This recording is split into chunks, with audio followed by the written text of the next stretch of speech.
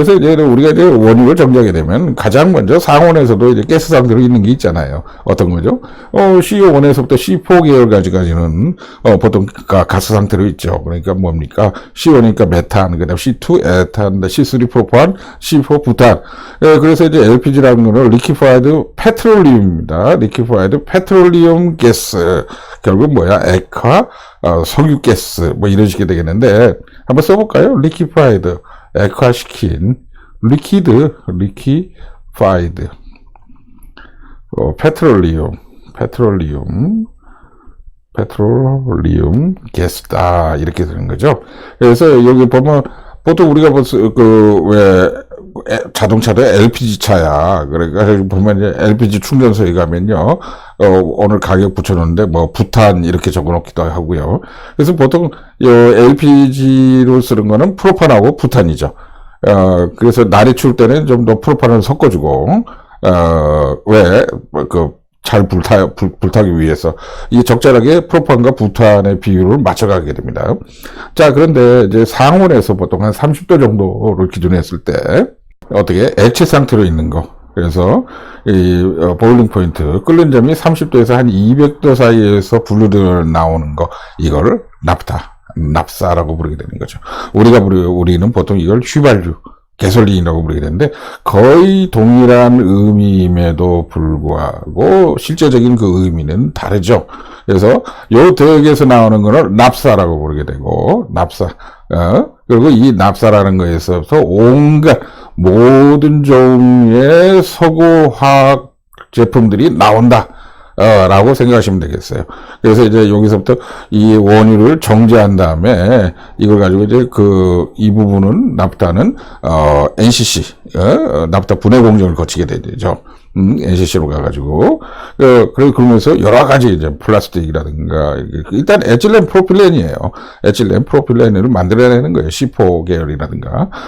그래서 보통은 이제 탄소거리가 5개에서 12개다. 이 부분을 납타라고 부른다. 그러니까 이 말을 왜 시작했냐면, 부탈레이트라는 걸 갖다가 말씀드리기 위해서. 그리고 추후에 나오는 동영상에 이게 이제 밑거름이 되기 때문에 또 한번 좀 쉬어가는 의미에서. 자, 그 다음이 뭐죠? 이제 케로센이 나오게 되는데, 케로센이 우리말로는 등유입니다. 등유인데, 이게 등불 등자입니다. 등불입니다. 실제로 이걸로 등불을 밝혔으니까. 실제로 밝혔습니다. 이것도 이제 케로센 같은 경우는 불이 잘 안 붙기 때문에 보통 심지를 사용하죠. 이렇게 있으면 휘발유는 여기다 불 붙죠. 근데 이게 그냥은 등유는 불이 안 붙기 때문에 이렇게 촛대의 심지처럼. 그래서 이제 등을 켜는 데 쓴다. 그래서 램프 오일, 그다음에 또 석유 난로도 보면 심지를 올리잖아요. 옛날에 석유 골로, 지금이야 찾아보기 힘들지만 아마 한 50대 전후 되신 더 이상하신 분들은 다 기억하실 거예요. 그때는 석유 골로라고 해가지고 이렇게 심지를 손으로 올려가지고, 하여튼 석유 골로를 쓰는 것도 참 그나마 있는 집에서나 좀 썼죠. 심지 고쳐요, 골로 고쳐요, 이러면서 골목길마다. 그런 것도 왜 심지를 달아서 썼느냐? 그냥 불이 잘 안 붙기 때문에. 그런데, 그래서 우리가 보통 이게 석유라고 그냥 부르기도 해요. 케로센을 보통 석유를 넣었다. 이럴 때 석유 난로 이렇게 부르니까. 근데 원래는 이제 등유라고 쓰는 게 맞겠죠. 그리고 이 재밌는 게 이 케로센이 바로 비행기 연료입니다. 아니, 등불이나 큰 데에 그걸 비행기 연료로서? 예, 비행기. 왜냐면, 이게 비록 지금 일기압에서는 불이 잘 안 붙어가지고 심지에다 간신히 일렁일렁 하는 불이 되지만, 이제 공중으로 올라가다 보면 압력이 낮아지잖아. 압력이 낮아져? 그렇지. 압력이 낮아지면, 이게 가장 훌륭한 연료가 되는 거죠. 그 위에 거, 이런 거 휘발유나 이런 거 썼다가는 어떻게, 폭발의 위험성이 너무 크죠. 그래서 적절한 그 비행기 연료로서 아주 이 케로센이, 물론 이렇게 고급 휘발유를 쓰는 경비행기가 그런다던가, 그렇고요. 대기의 경우에 제트기는 케로센을 쓰는 걸로 알고 있습니다. 자, 다음으로 이제 디젤 퓨얼이 있죠. 디젤 자동차니까 다 아시는데, 우리말로는 경유. 이게 가벼울 경자입니다. 아니, 왜 얘한테 가벼울 경자를 쓰지? 요 위에 것들이 더 가볍지.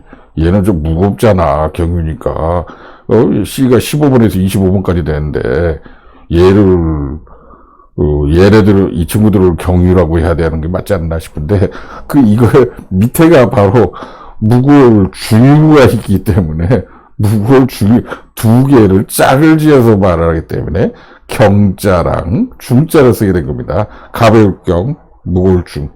그러니까 이게, 우리말 특히 또 한문으로 표현하지 않으면 이해되기 어려운 게 많아요. 그러니까 무슨 경착륙, 연착륙 뭐 이런 것처럼 또 뭐 연수, 경수 뭐 이런 거 있잖아요. 뭐 샘물, 단물 뭐 이런 거 또 하여튼 이 두 개는 이 두 개의 경유랑 중유를 서로 짝을 이루기 때문에 이렇게 하는 거고 디젤 퓨얼 같은 경우는 근데 이 디젤이 뭔 뜻인지 아세요, 혹시?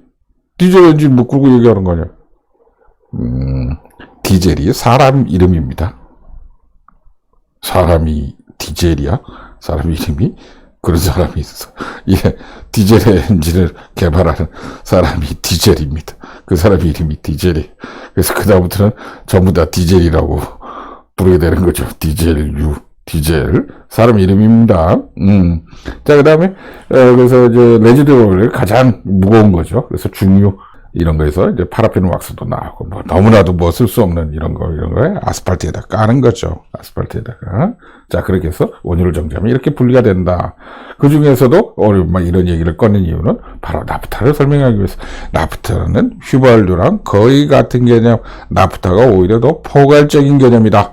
나프타. 그래서 이 나프타를 분해함으로써 우리가 석유화학 제품, 플라스틱, 비닐, 뭐, 나이론, 뭐, 이런 모두 온갖, 오늘날 우리가 누리고 있는 이 석유화학 제품들이 바로 이 나프타에서 나온다. 나프타에서. 이 나프타 유효 성분을 다 빼고, 나머지 그냥, 이거 불이 났대. 아이고, 더 이상 빼먹을 건 다 빼먹었어. 그걸 우리도 고급 휘발유라고 부르. 왜 자동차한테는 순도가 높으니까. 그러니까 그건 고급인데, 사실 이제, 그거는 어떻게 보면 고급이라고 할 수가 없는 거지. 찌꺼기지. 그렇지만 어쨌든, 막걸리에서, 유효 성분, 우리 몸에 좋은 건 다 빼고, 순수한 알코올, 그게 휘발유다. 뭐 이렇게 보시면 될 것 같아요. 잠깐만 기다리세요. 또 들러주세요. 자, 그래서 이제 나프타는 이렇게 석유화학, 페트로케미칼, 그 다음에 크래킹하고 리포밍, 이런 것들을 리파이너리, 그러니까 어떤 정제라고 보시면 되겠어요. 크래킹과 리포밍에 대해서는 이따 설명드릴 거고. 자, 이런 걸 통해서 뭘 만들 수가 있느냐. 바로 이 석유화학의 꽃, 석유화학의 쌀, 또 뭐 산업의 쌀, 에틸렌이들이 나오거든. 에틸렌이 그렇게 유명하네. 에틸렌 그냥 보통 이렇게 선 두 개를 표시를 하죠. 여기는 CH2. 그 다음에 이제 세 개짜리가 프로필렌인데, 프로필렌 보통 이렇게 표시를 합니다. 이렇게 다 쓰기 너무 귀찮으니까. 왜냐면, 이렇게 붙여보면 알아요. 이게 CH2가 되겠고, 이게 CH3가 되겠죠. 그 다음에 C4U, 요거 네 개짜리, 하나, 둘, 셋, 네 개짜리. 그 다음에 이제 BTX라고 부르는데, 이거는, 이게 이제 벤젠이고, 이거는 톨루엔, 그 다음에 요거는 자일렌, 그 다음에 이제 퓨얼이 나온다. 그래서 여기서 요만큼이 다 섞여 있는 거예요. 그게 지금까지 휘발유라고 불렀던 거예요. 아니, 물론, 요까지 다 섞여 있는 거지. 그래서 이 부분에 아주 좋은 성분들을 우리가 빼서, 이렇게 석유화학에 또는 유화산업의, 재료로 사용하고, 나머지 것만, 요것만, 이제 자동차, 넌 이거나 먹어라. 그래도 여기 순수하니까, 이거 불 때리는데 죽을 거야. 그래가지고 이게 요 부분만 넣어준다, 이거죠. 이게 이제 고급 휘발유가 된다, 이거죠. 자, 이걸 가지고 뭘 만드냐? 합성수지 플라스틱을 만든다. 합성섬유, 나일론, 결론은 합성섬유, 나일론. 그 다음에 합성고무, 뭐 만들어? 폴리에스터도 마찬가지고, 잡아요. 합성고무, 부타리엔, 이런 거 해가지고, 네오프렌, 이렇게.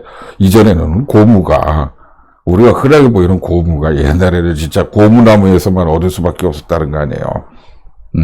고무나무에서 그 액체를 받아가지고 이제 라텍스를 만드는 거죠. 생고무. 근데 그거 놔두면 어떻게 되겠어요? 말라붙어가지고 아무것도 안 되죠. 그럼 아무것도 못 쓰잖아. 그 귀하게 고무나무에 즙을 채취해놓고 말이야. 그래서 이제 거기다 황을 첨가시키는 거예요. 벌커나이제이션. 그렇게 되면 지금처럼 이렇게, 좀 소프트 탄력 있는 고무가 되는 겁니다. 근데 이게 나무에서만 추출하는데 한도가 있잖아. 그죠?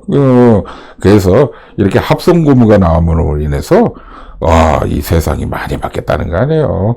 그러니까 이제 합성 고무가 나오면서 이렇게 표현했지만 합성 고무 이전에는 고문화에서 나오는 생고무. 생고무 이전에는 뭐냐면 그 고토포처예요. 고토포처? 아시는 분은 아실 테니까. 그래서 이 고토포처가 뭐였나 하면은 일종의 고무의 일종인데 하여튼 이렇게 고무처럼 이렇게 달려있고 소프트한 게 없었기 때문에, 우리가 전부 다 어떤 천연물질에서 얻는 수밖에 없었으니까. 그렇지만, 이런 석유화학이 나옴으로 인해서, 이 21세기 사는 우리한테 여러 가지 그냥 별의별 걸 다 누릴 수 있는, 그렇게 만들어주고 있죠. 그래서 이제 플라스틱 만들고, 섬유산업, 화학섬유, 그래서 화섬이라고도 부르고, 또는 합성섬유, 그래서 합섬이라고도 부르는 거. 옛날에 반죽 공장 이런 게 많았죠. 70년대, 80년대까지만 해도. 자, 그래서 고무도 만들고, 그 다음에 페인트도 만들고, 화장품으로 쓰고, 세제, 접착제, 의약품, 온갖 것들을 만들었는데, 그게 어디서 나온다? 바로 이 나프타에서 나온다. 이게 이 말입니다. 결국 이 모든 게 다 나프타에서 나온다. 요거의 극히 일부분이 우리가 쓰는 휘발유다. 이렇게 보시면 되겠고, 그래서 이 나프타에서 오온이 돼서 프탈레이트라는 말이 나왔다. 프탈레이트. 그래서 프탈레이트가 나오고, 여기서부터 프탈릭 액시드라는 게, 그래서 오온이 다 그렇게 변한 거다 이거죠. 결국은 이 나프타가 이 꽃이었구나. 이렇게 보시면 됩니다. 자, 그래서 이제 나프타가 말씀드린 대로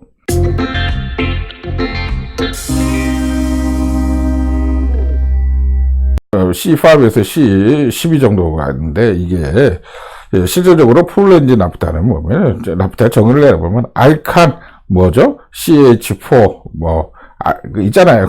메탄, 에탄, 프로판, 부탄. 이거 아시죠? 그 다음에 이제 알켄, 이중결합이 있는 거예요. 메텐, 에텐, 프로펜, 부텐, 이런 식으로 가는 거. 펜텐. 그 다음에 사이클로알칸, 어떻게 알칸인데, 벤젠도 아니면서 요렇게, 사이클로 헥산, 이런 식으로 되어 있는 거 있죠. 링은 링인데 가운데가 없어요.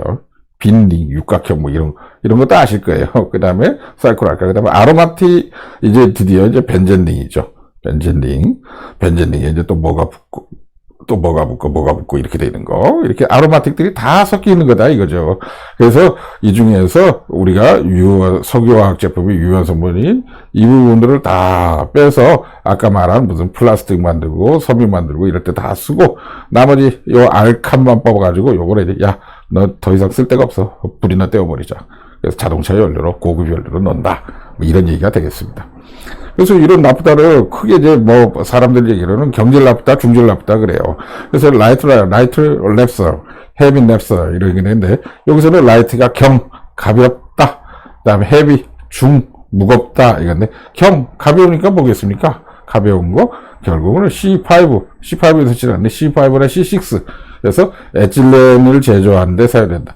이 에틸렌만 만들게 되면요, 그 다음부터 이제 모든 걸 다 만들어갈 수 있어요. 여기서부터 화학 반응을 통해 가지고. 그래서 이게 어떤 석유화학의 근본.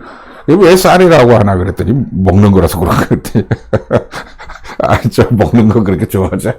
자꾸 먹는 거라고 그러네. 이게 에틸렌 먹으면 안 되죠. 본래 에틸렌.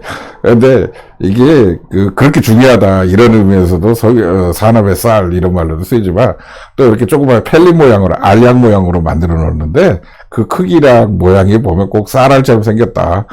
그래서도 또 산업의 쌀이라고 이렇게 부른다고 하네요. 자, 그래서 어쨌든 에틸렌이 가장 기본 백본이 된다. 우리 자, 그 다음에 중질 나프타, 헤비 나프타 같은 경우는 이제 C7번에서 12번까지. 그럼 이걸 가지고 뭘 만드느냐? 접촉계질 휘발유와 방향적 탄화수소를 만든다. 그래서 접촉계질 휘발유는 이따가 설명드리고, 방향적, 아까 말한 아로마틱, 벤젠톨루엔 자일렌을 만든다. 벤젠톨루엔 자일렌을 만들 수가 있게 된다. 그래서 경질 나프타, 중질 나프타로도 또 분류할 수 있다. 자, 그래서 이런 납부다는 그럼 어떻게 분해하는데, 그렇게 되면 크게 분해하는 방법이 이제 납부다 분해 공정을 거치는데, 어디 가서? 센터 가서 해야겠죠. 뭐 하는 센터? 납부다를 분해하는 센터. 냅서, 크래킹 센터. 그래서 NCC라고 부릅니다. NCC. 우리 뭐 여수 뭐 이런 데 많죠. 울산 이런 데. 또 대산 뭐 이런 데가 있는 것 같은데. 그런데 말이죠. 그러니까 여기서부터 여러 가지 화학 제품을 만들어내게 되는 거예요. 그래서 우리가 뭐 원유는 수입이지만 이 석유화학 제품은 국산입니다 하는 게, 왜냐면 그 산유국에서도 말이죠. 그 원유를 수출을 하지만 그걸 이렇게 정제를 못 해요. 그래서 무슨 아랍이든 이렇게 해서 사우디나 뭐 이런 데서 산유국에서 그걸 다 우리가 원유를 실어 와서 우리가 이렇게 석유화학 제품을 만들잖아요. 근데 우리는 그러니까 석유가 한 방울도 안 난다. 당연히 한 방울도 안 나는 게 맞는데, 그럼 산유국은 말이죠. 석유화학 제품이 하나도 안 나와요. 그 말은 그쪽 나라는 땅 파면 원유가 나와서 좋기는 하겠지만 그걸 정제할 능력이 없어. 그러니까 싼 값에 파는 수밖에 없어요, 원유를. 싼 값에 팔아야지. 그런 공장도 없고 그런 시설이 없으니까. 그래서 그 대신에 우리는 석유가 한 방울도 안 나. 그렇지만 싼 값에 원유를 사와요. 그래가지고 그걸 더 비싼 값에 화학 제품을 만들어. 그래가지고 우리 저기 가공 사람인데, 그러니까 이제 원유는 수입이지만 이렇게 석유화학 제품은 국산이란 말이죠. 그리고 우리가 수출을 하잖아요. 근데 우리 이 석유 정제 능력은 세계 몇입니다. 제가 알기로는 세계 손가락 안에 들어가는 걸 알고 있어요. 그 정도로 우리나라가 최고의 어떤 그런 기술하고 어떤 시설을 갖추고 있는 거죠. 그래서 참, 이 규모를 보니까 대단하더라고요. 우리나라가 참. 어쨌든 그래서 그렇게 이렇게 꼭 필요한 제품으로 만들어내는 그런 시설, 이런 거를 어디서? NCC에서 하게 된다 하는 거죠. 그래서 이런 거를 리파이너리, 정제한다 이런 거죠. 이제 꼭 이제 우리가 입맛에 맞게 아까처럼 납부타를 가지고 요리저리 뭐 에틸렌, 프로필렌, 뭐 BTX 이렇게 다 쪼개가지고 여러 특수한 물질들을 다 만들어낸다. 이게 우리나라의 능력이다. 이런 과정을 보고 리파이너리라고 부른다 이거죠. 그래서 그럼 어떻게 하는 건데, 크게 두 가지로 나뉩니다. 크래킹과 리포밍으로 나뉩니다. 크랙이란 말은 쪼개다 이런 거죠. 뭐 이렇게 있으면 이걸 군데군데 자른다. 이렇게 크래킹이라는 건데, 그럼 이걸 어떻게 자르는데, 납부타, C5에서부터 C12번까지 있으니까, 그 중간을 갖다가 어떻게, 열을 더 가해가지고, 그래서 서멀 크래킹, 열로 자른다. 서멀 크래킹을 시키는 경우가 있고, 또는 촉매, 보통 금속 촉매를 써가지고, 캐탈리틱 크래킹을 하는 경우가 있죠. 그래서 이제 서멀 크래킹을 하게 되면은, 드디어 에틸렌이 탄생하게 됩니다. 에틸렌, 이 친구 대단한 친구예요. 여기서부터 못 만드는 게 없어. 얘가 정말 모든 걸 만들게 됩니다. 에틸렌에서부터. 그 다음에 이제 캐탈리틱 크래킹을 통해서 드디어 프로필렌을 탄생하게 됩니다. 이거는 C가 2개짜리죠. 2개짜리. 아까 말씀드렸죠. 보통 이렇게 적는다고. 이거는 C가 3개짜리죠. 그래서 보통 이렇게 적습니다. 특히 에틸렌 프로필렌이 있으면요. 뭐 온갖 조화를 부려가지고 뭐 플라스틱에서부터 무슨 뭐 페인트에서부터 뭐 화장품에서 별의별 걸 다 만들어낼 수가 있게 되는 겁니다.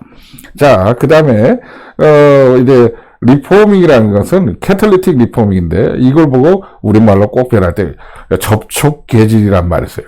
난 그래서 이게 참, 어떨 때 보면 영어가 더 편하고 저 미국에 한 번도 안 갔다 와봤어요. 갈 기회가 없더라고요. 그래서 언제 더 늦기 전에 관광으로는 한번 갔다 와야지. 미국으로 안 다녔다 그러니까. 근데 어떨 때 보면 영어가 더 편한 게, 영어는 캐탈리틱이니까 촉매를 이용해서 리포밍, 다시 뭔가 형성했다 이런 뜻이잖아요. 근데 우리는 이게 촉매, 재형성 뭐 이런 식으로 얘기를 해주면 더 이해가 빠를 걸, 꼭 어떻게 된 건지 접촉계질이란 말을 쓴단 말이에요. 접촉계질이 뭔 말이야? 접촉계질. 또 왜 여기 개는 왜 들어갔어? 뭔가 개가 들어가면 이런 그래가지고 뭐 욕하는 것 같잖아요. 그러니까 뭐 개가 뭐 삽질을 하는 건가? 계질. 이게 말이 안 된다 이 말이야. 어쨌든 그래서 이 캐탈리틱 리포밍을 통해 가지고 이제부터는 우리가 필요한 모양 형태로 만들어내는 거죠. 그래서 그래서 바로 이 접촉 계제, 리포밍을 통해 가지고 어떻게 이렇게 방향족을 만들어내게 되는 거예요, 드디어. 방향족만을 추출하게 되는 거죠. 벤젠에서부터 벤젠의 변형형들, 디리버티브들을. 그 중에서도 가장 중요한 게 BTX 많이 부르는데, 이게 뭐냐면 벤젠, 그 다음에 톨루엔, 그 다음에 자일렌, 요 세 개의 이니셜만 따가지고 BTX라고 그래. 아크로님만 따가지고 말이죠. 그래서 BTX, 예, 벤젠, 톨루엔, 자일렌만 있으면 일단 이제 아까 말한 대로 에틸렌, 그 다음에 프로필렌, 그 다음에 BTX만 만들면요. 이 다음부터는 뭐 만드는 게 없어요. 아까 말한 뭐 플라스틱에서부터 뭐 온갖 종류의 석유화학 제품으로. 근데 산유국에서는 이걸 못 만든다는 거 아니야. 산유국에서는. 그러니까 어떻게 자기들 거를 싸게 팔고 지금 팔아놓은 걸 그걸로 가공한 거 비싸게 산다 이거죠. 이게 사실이 그렇습니다. 그러니까 우리가 원유를 내시로 오는 이유가 이런 걸 만들기 위해서예요. 그래서 이걸 다 정리해가지고 그 값을 비싸게 만들어가지고 고부가가치의 석유화학 제품을 만들어서 그 산유국에 팔아먹죠. 그러고 나서 이제 옥탄가 높은 가솔린.